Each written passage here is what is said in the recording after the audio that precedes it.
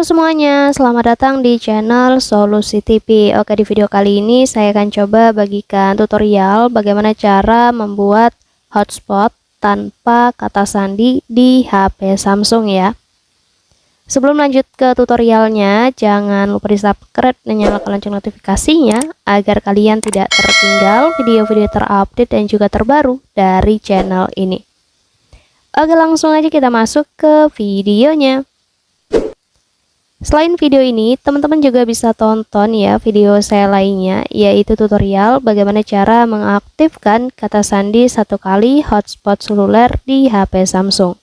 Dan untuk videonya, kalian bisa tonton klik di pojok kanan atas ini. Oke, langsung aja kita lanjut ke tutorialnya ya. Jadi caranya, kalian masuk aja ke menu setting atau pengaturan di HP Samsungnya. Kemudian nanti teman-teman pilih aja yang menu koneksi di sini.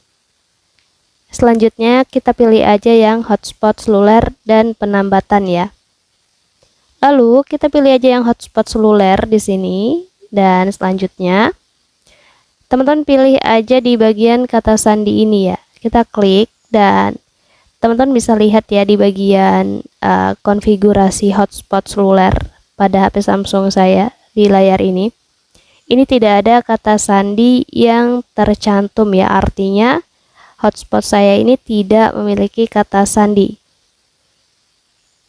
Cara untuk menghilangkan kata sandi atau menghapus kata sandi pada hotspot ini caranya, kalian buka aja di bagian keamanan atau pengaman ini ya.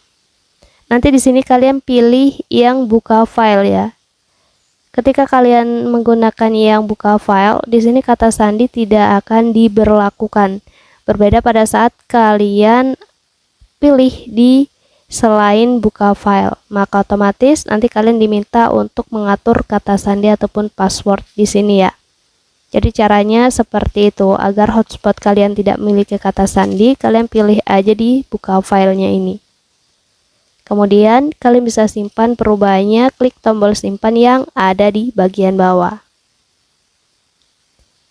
Jadi caranya seperti itu. Nah, jadi di sini kata sandi tidak ada ya teman-teman.